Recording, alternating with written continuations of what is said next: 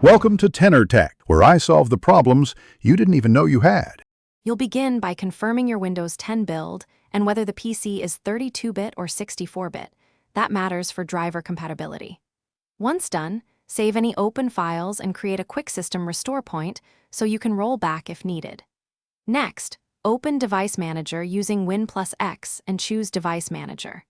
Locate display adapters and expand it to find Intel HD Graphics 3000. This is the first actionable step because you must target the correct device before downloading or installing anything. Now update the driver. Right-click Intel HD Graphics 3000 and choose Update Driver. Select Browse My Computer for drivers, then let me pick from a list of available drivers on my computer.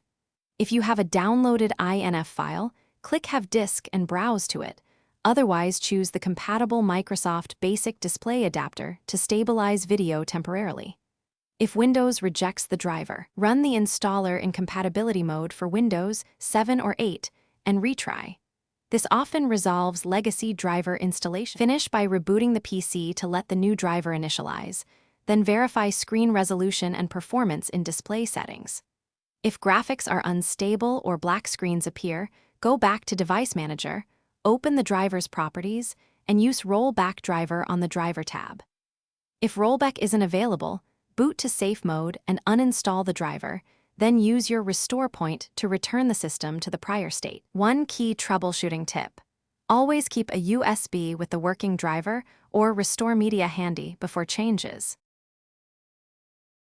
Thanks for watching. Subscribe to keep your life in tune.